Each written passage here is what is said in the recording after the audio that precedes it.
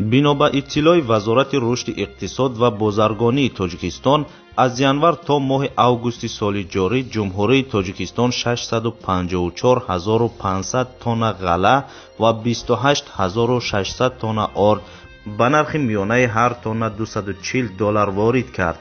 яъне айни ҳол як халта орди 50 килоӣ бо арзиши миёнаи 110 сомонӣ ба тоҷикистон ворид шудааст.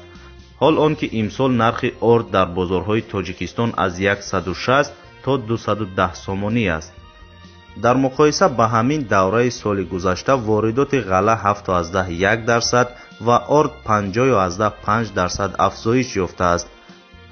бар асоси гузориши вазорати кишоварзии тоҷикистон, имсол дар 291510 гектар замин ғала кишт шуд. дар ин муддат 916000 тонна ғала, аз ҷумла беш аз 744400 тонна гандум ҳосил бардошта шуд. дар ҳоле вазорати кишоварзӣ аз афзоиши воридоти орду ғала гузориш медиҳад ки бино ба иттилои хабаргузории настаяше, дар тӯли 2 ҳафтаи ахир нархи орд 2 маротиба ҳар боре 15% қимат шуд.